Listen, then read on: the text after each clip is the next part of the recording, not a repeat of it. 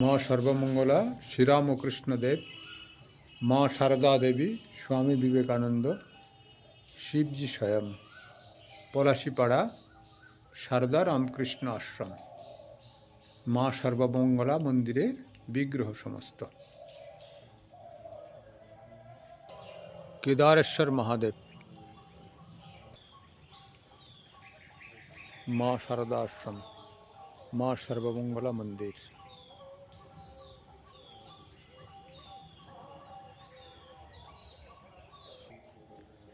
তব কথামৃতম তপ্ত জীবনম কবিভিড়িতম কলমশাপহম শ্রবণমঙ্গলম শ্রীমদাততম ভুবি গিনন্তি যে ভুরিদা জনাঃ। আজকে আমরা একটু কথামৃত পাঠ করব। আপনারা যে যেখানে আছেন, শ্রীরামকৃষ্ণ অনুরাগী তথা সনাতন ধর্মানুরাগী সকল ভক্তগণ আমার আন্তরিক প্রীতি শুভেচ্ছা নেবেন এবং সকলে এর কথামৃত শ্রবণ করবেন। বেদ যারা পড়তে বা শ্রবণ করতে অসমর্থ বা পারেন না, সরল কথায় কথামৃত শ্রবণ করলেই বেদ এবং বেদের জিষ্ট গীতারই অনুসরণ করা হবে। সবগুলোর জিষ্ট যেন শ্রীরামকৃষ্ণ কথামৃত এক মূর্খ মানুষ মুখে বলেছেন উপলব্ধির কথা। সেই জন্য বাইরের জগতের শিক্ষার কোনো দাম নাই যদি জ্ঞান না হয়। যিনি জ্ঞানী, যার উপলব্ধি হয়েছে, তার কাছে বাইরের জগতের কোনো ভ্যালু নাই শিক্ষার। অথচ শিক্ষা দরকার আছে জগৎকে পরিচালনার জন্যে, শিক্ষা ছাড়া হবে না। তা আমাদের মূল শিক্ষা হচ্ছে ঈশ্বরের প্রতি আকর্ষণ বাড়ানো। কথামৃত শ্রবণে তা হবে, আমরা তাই শ্রবণ করব। শুরু করি পাঠ। কল্যাণমস্তু। আজকে 102 পর্ব হবে কথামৃতের। শ্রীরামকৃষ্ণ কথামৃতম, সপ্তম পরিচ্ছেদ। यो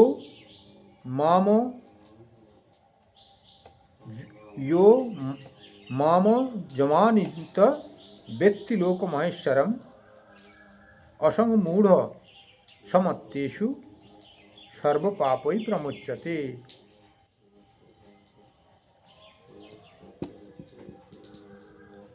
जो मामंच मनादिंच व्यक्ति लोक महेश्वरम असंग मूढ़ समत्तेषु सर्व पापै प्रमुच्यते।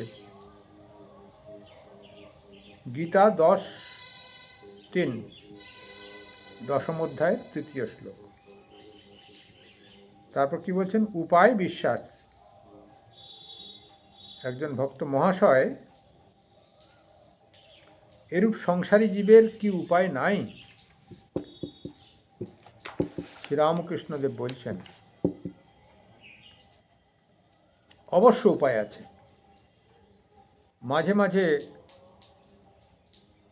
সাধুসঙ্গ আর মাঝে মাঝে নির্জনে থেকে ঈশ্বর চিন্তা করতে হয়, আর বিচার করতে হয়, তার কাছে প্রার্থনা করতে হয়, আমাকে ভক্তি বিশ্বাস দাও।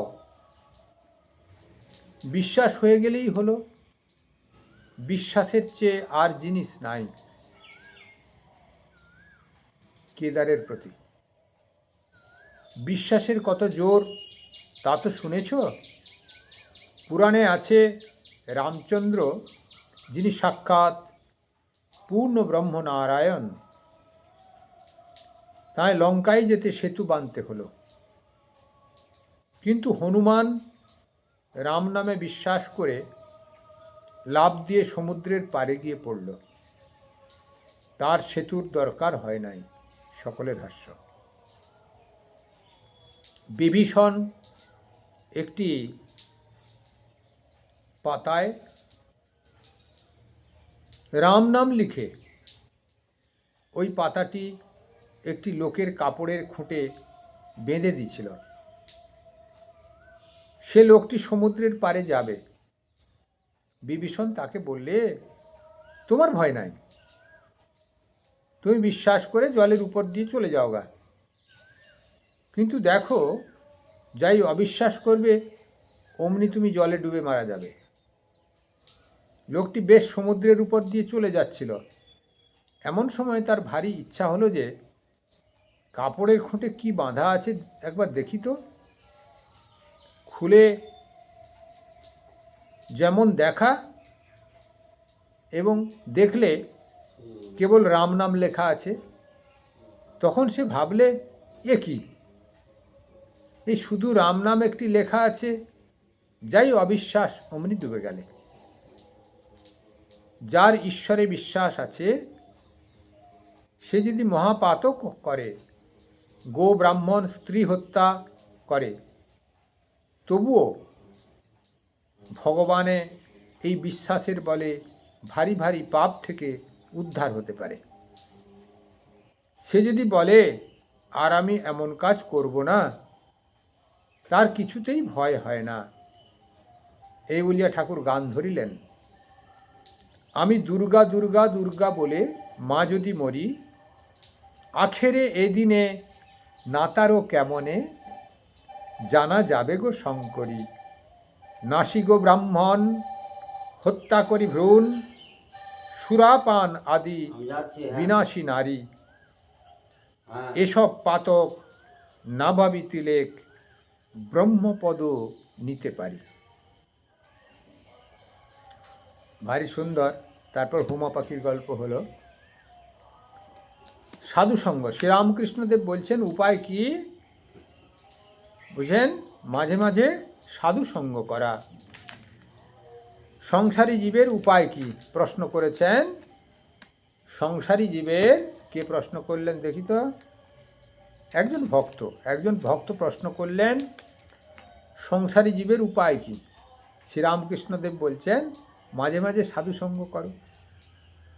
সাধুসঙ্গ কথার অর্থ হচ্ছে কি, সাধুদের সঙ্গে সাক্ষাৎ করা, প্রণাম করা এবং যা বলবে তা পালন করা। এবং শুধু সাধু সঙ্গ মানে ব্যক্তি বিশেষ নয়, তিনি গুরুরূপেও হতে পারেন, জ্ঞানী জন হিসাবে হতে পারেন। আবার গুরুজন যে শাস্ত্রকে অনুসরণ করেন, অর্থাৎ বেদ বেদান্ত ইত্যাদি শাস্ত্র চর্চাও সাধুসঙ্গ। অর্থাৎ যেখানে ঈশ্বরের অনুরাগের কথা লেখা থাকে, ঈশ্বরের প্রতিভু জীব তার সেবার কথা লেখা থাকে, নিজেরকে চেনার কথা লেখা থাকে, সবটাই সাধুসঙ্গ। আমাদের আজকে কথামৃত পাঠ হচ্ছে, দূরে থাকছেন যদি শ্রবণ করেন, এটাই সাধুসঙ্গ হচ্ছে। কিছু সময় সৎভাবে কাটানো, ওটাই সাধুসঙ্গ। তারপর কি বললেন, রামচন্দ্র যিনি সাক্ষাৎ পূর্ণ ব্রহ্ম নারায়ণ, তাঁর লঙ্কায় যেতে সেতু বাঁধতে হয়েছিল। ভারী সুন্দর। আমরা দীক্ষা নিই, কি দুটো বীজমন্ত্র গুরুদেব দিয়েছেন, নাইবা জপ করলে কি হলো, এরকম কারুর শিষ্যের মনে হতেই পারে, হয় অনেক সময়, যার ডিপনেস নাই, গভীরতা নাই,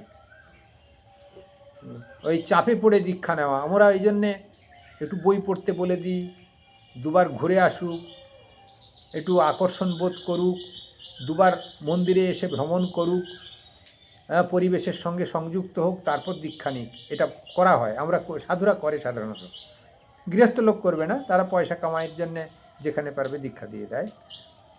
তা সাধুরা এটা করে, কারণ তিনি যে মন্ত্রটুকু গুরুর কাছ থেকে পেয়েছিলেন, উপলব্ধ বিষয় মন্ত্র, সেটুকু দেবেন, তার উপযুক্ত ক্ষেত্র তৈরি হয়েছে কিনা তা একটু যাচাই করে নেন। আর যিনি নেবেন তারও ভিতরে ক্ষেত্র যদি না তৈরি হয়, সেই বীজ কার্যকরী হবে না, অশ্রদ্ধা হবে, অশ্রদ্ধা হলে নিজেরই পতন হবে। সেই জন্যে এই একটি গল্প দিয়ে বললেন, এই রাম নামের এত মহিমা। বিভীষণ একটি কাগজে খুঁটে একটু রাম নাম বেঁধে বলল, যা এই সাগর পেরিয়ে চলে যাগা, অসুবিধা হবে না। ও খানিকটা দূর গেল সুন্দরভাবে, দিয়ে বলছে, কি এমন লেখা আছে যে আমার এইটুকু খুঁটেতে বাঁধা আছে, এই আমাকে বের করে নিয়ে চলে যাচ্ছে? আচ্ছা খুলে দেখি তো। এগুলো রাম নাম লেখা আছে। ওহ, কেবল রাম নাম, তাই ডুবে মরল। অর্থাৎ ওই ভগবানের নামের প্রতি বিশ্বাসের অভাব, সেই জন্যে তাকে ডুবে মরতে হলো। এইরকম রাম নামেতে সেতু বন্ধ করেছিল হনুমানরা শ্রীলঙ্কা যাওয়ার জন্য, সীতা উদ্ধারের জন্য। অর্থাৎ ঈশ্বরের নামের মহিমা অনেক। গুরু হয়তো খোঁড়া হয়ে বসে আছে, হাঁটতে পারে না, কিন্তু গুরুর নামে যে মন্ত্র যাকে দিয়েছে, সে যদি জপ করে, সে কিন্তু হাঁটতে পারবে। এইটি তার অর্থ। অর্থাৎ সদ্গুরু যদি হয়, তার কাছ থেকে যদি মন্ত্র দীক্ষা নেওয়া যায়, সেটি ঈশ্বরেরই শক্তি তার ভিতরে প্রবাহিত হবে, এইটি বলা হচ্ছে। এটি সাধুসঙ্গ। যার ঈশ্বরে বিশ্বাস আছে, সে যদি মহাপাতক হয় বা মহাপাতকই হয়, গো ব্রাহ্মণ স্ত্রী হত্যা করে, তাই বলে তোমরা হত্যা করো না, এটা অন্যায়, অসামাজিক কাজ, জেল জরিমানা সবই হবে, পাপ তো হবেই। তা ঠাকুর দৃষ্টান্ত দিয়েছেন যে ভগবানের প্রতি যদি বিশ্বাস থাকে, এগুলো সব ম্লান হয়ে যায়, অর্থাৎ গভীর বিশ্বাসে এগুলো ঢাকা পড়ে যায়, এই কথা বলা হচ্ছে। তবু ভগবানে এই বিশ্বাসের বলে ভারী ভারী পাপ থেকে উদ্ধার হতে পারে, এই কথা বললেন। গিরিশ ঘোষকে ঠাকুর উদ্ধার করেছিলেন।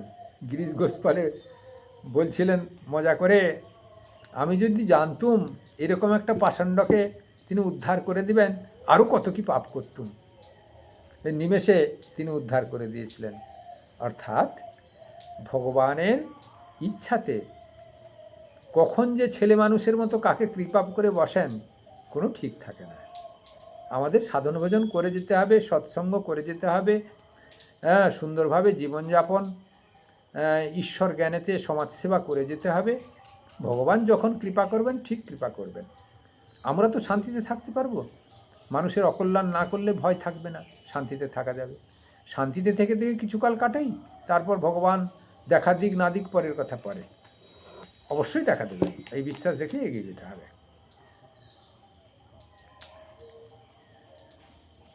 তারপরে একটি গান করলেন,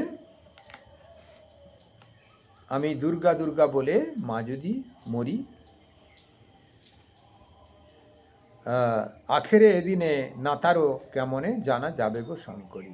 ভারী সুন্দর গান, আপনারা এতে ক্যাসেটে শ্রবণ করেছেন নিশ্চিত।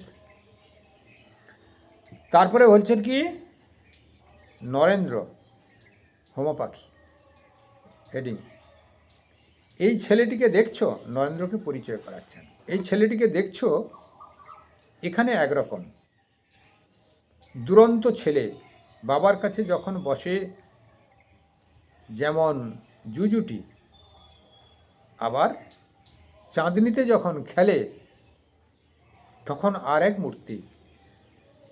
এরা নিত্যসিদ্ধের থাক, এরা সংসারে কখনো বদ্ধ হয় না, একটু বয়স হলেই চৈতন্য হয় আর ভগবানের দিকে চলে যায়।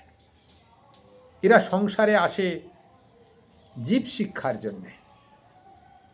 এদের সংসারের বস্তু কিছু ভালো লাগে না, এরা কামিনী কাঞ্চনে কখনো আসক্ত হয় না।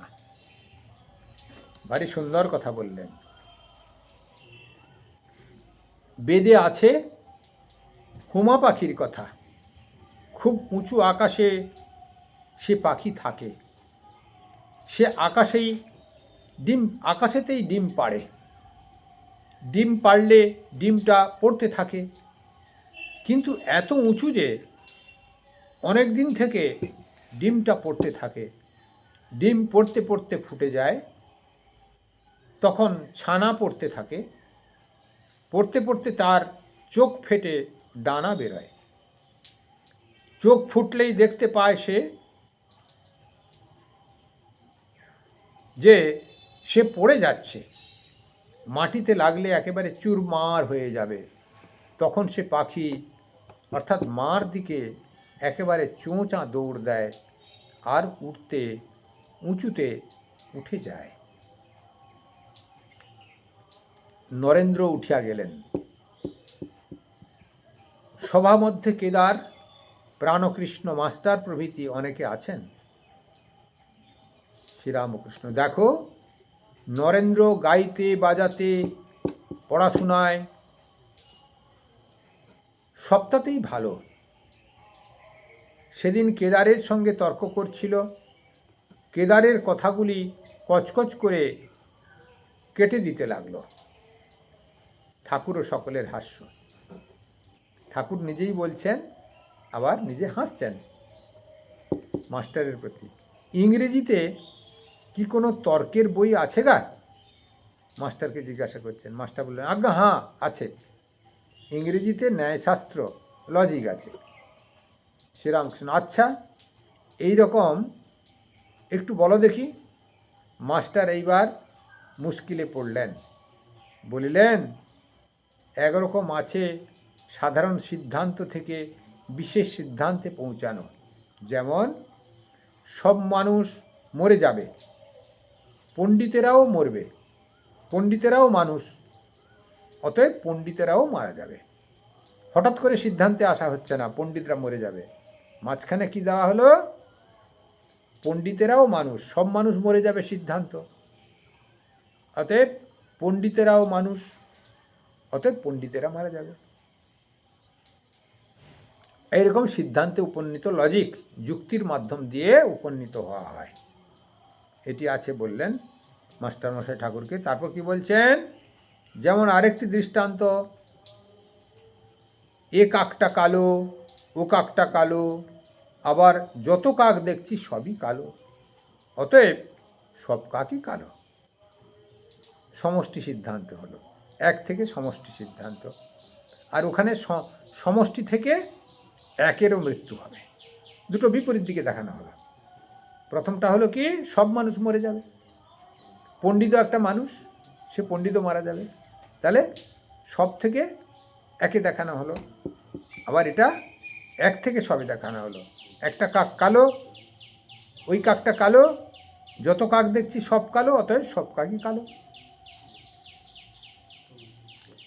কিন্তু এইরকম সিদ্ধান্ত করলে ভুল হতে পারে, কেননা হয়তো খুঁজতে খুঁজতে আরেক দেশে সাদা কাক দেখা গেল। আর এক দৃষ্টান্ত, যেখানে বৃষ্টি সেইখানে মেঘ ছিল বা আছে, অতএব এই সাধারণ সিদ্ধান্ত হলো যে মেঘ থেকে বৃষ্টি হয়। আরেক দৃষ্টান্ত, এই মানুষটির 32 দাঁত আছে, ওই মানুষটির 32 দাঁত, আবার যে কোনো মানুষ দেখছি তারই 32 দাঁত, অতএব সব মানুষেরই 32 দাঁত আছে। এইরূপ সাধারণ সিদ্ধান্তের কথা ইংরেজি ন্যায়শাস্ত্রে আছে। শ্রীরামকৃষ্ণ কতকগুলি শুনলেন মাত্র, শুনতে শুনতেই অন্যমনস্ক হইলেন, কাজেই আর এ বিষয়ে বেশি প্রসঙ্গ হইল না। তো আজকে এই পর্যন্ত শেষ হবে। একটু ঝালাই করে নিই।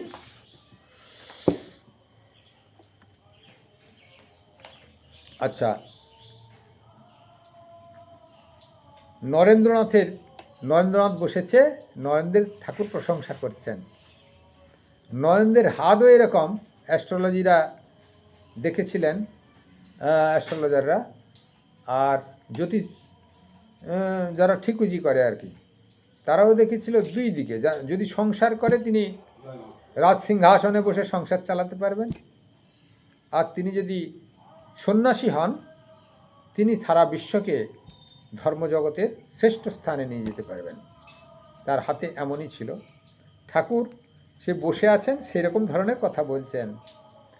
এই ছেলেটি দেখছো এখানে একরকম দুরন্ত ছেলে, বাবার কাছে যখন বসে সে জুজুটি হয়ে বসে, ঠাকুরের কাছে জুজুটি হয়ে বসে আছে। আবার চাঁদনিতে যখন খেলে তখন আর এক মূর্তি। এখানে চাঁদনিতে খেলার কথা মানে এই ইনডাইরেক্টলি তাই বলে দিলেন। সাধন ভজনে যখন তিনি ঈশ্বরে সমর্পণ হন, তিনি আত্মস্থ হয়ে যান, শরীর বোধ থাকে না। আবার তিনি জগৎ সংসারে যদি তিনি মেলে ধরেন, সেই জগৎ সংসারের ভোগ্যবস্তু তিনি গ্রহণ করে তিনি এক মহা ভোগের সম্রাট হয়ে যেতে পারবেন। এটি ঠাকুর যেন ইনডাইরেক্টলি বললেন। অর্থাৎ এর ভিতরে সমস্ত শক্তি বিদ্যমান, যেদিকে ও পরিচালিত হবে বা যেদিকে নিজেকে চালনা করতে পারবে সেই দিকে তিনি ডেভেলপ করবেন, এটি বলছেন। আরও কি বললেন? এরা সংসারে কখনো বদ্ধ হবে না, এরা নিত্য সিদ্ধের থাক, এরা নিত্য সিদ্ধ, সবসময় সিদ্ধ মহাপুরুষ হয়েই আছে। এরা সংসারে কখনোই বদ্ধ হবে না। একটু বয়স হলেই এদের চৈতন্য হয়ে যাবে আর ভগবানের দিকে চলে যায়। এরা সংসারে আসে জীব শিক্ষার জন্য, এদের সংসারের বস্তু কিছু ভালো লাগে না, এরা কামিনী কাঞ্চনে কখনো আসক্ত হয় না। ভারী সুন্দর স্বামীজির জীবনী, সারা জীবনের জীবনী ওই ছোট্টবেলাতে ঠাকুর বলে দিলেন, ভারী সুন্দর। তারপরে একটি বলেছেন, বেদে আছে হুমা পাখির কথা, এটি একটা দৃষ্টান্ত দিয়েছেন। ওরা খুব উঁচু আকাশে থাকে, বাচ্চা প্রসব করে সে বাচ্চা যখন নিচে পড়ে, সে দেখছে মাটিতে পড়লে চুরপাঁর হয়ে যাব, মায়ের দিকে চোঁচা দৌড় দেয়। আমাদের যারা নিত্য সিদ্ধের মানুষ, তারা সংসার করার আগেই সন্ন্যাস নিয়ে নেন। অর্থাৎ সংসারের কালিমার ভিতরে যদি ঢুকে যায়, আমার মন, শরীর এবং আমি নিজেই যেন চুরমার হয়ে যাব, তাই তিনি এই সংসারের ভিতরে প্রবেশ করেন না। তিনি ঈশ্বরমুখী মন নিয়ে সবসময় তিনি ভেগে যান। ভেগে কোথায় যাবেন? তন্ময় হয়ে যাবেন, ঈশ্বর অনুরাগীতে এই দেহবোধ থেকে ভেগে যাবেন। ভেগে যাবেন মানে পালিয়ে যাবেন না জগৎ সংসার ছেড়ে, দেহবোধ থেকে ভেগে যাবেন, দেহবোধ থেকে অন্তর্মুখী হয়ে যাবেন। এরকম সব ব্যক্তি সাধক, উঁচু সাধক স্বামী বিবেকানন্দ ছিলেন। এটি ঠাকুর ছোটবেলাতে তার বলছেন। যাক, আজকে এই পর্যন্ত হলো। দেখো, নরেন গাইতে বাজাতে পড়াশোনায় সবেতেই ভালো, এমনকি সে তর্কও করতে পারে ভালো। তর্ক করলে নরেন কচকচ করে কথাগুলোকে কেটে দেয় যুক্তি দিয়ে। অর্থাৎ সে সবেতেই দিকপাল। ঠাকুর ছোটবেলাতে নরেন্দ্রকে এত প্রশংসা করছেন। অর্থাৎ নরেন্দ্রকে নিয়ে এসছেন শ্রীরামকৃষ্ণদেব। ওই প্রশংসা শুধু নয়, নিজে হাতে গড়ছেন প্রশংসার ভিতর দিয়ে, এবং তিনি যে ঋষি সেটি তিনি বুঝতেও পেরে যাবেন, তার ভিতরে সেই জ্ঞান এসে যাবে, তখন তিনি জগৎকে মাত করে দেবেন। ওম নিরঞ্জনম নিত্যমনন্তরূপম ভক্তানুকম্পাধিত বিগ্রহম বহি ঈশাবতারং পরমেশমিড্ডম তম রামকৃষ্ণম শিরসা নমামি।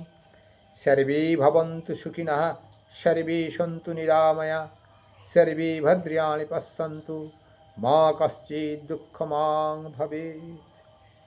কল্যাণ হোক, কল্যাণ হোক, কল্যাণ হোক।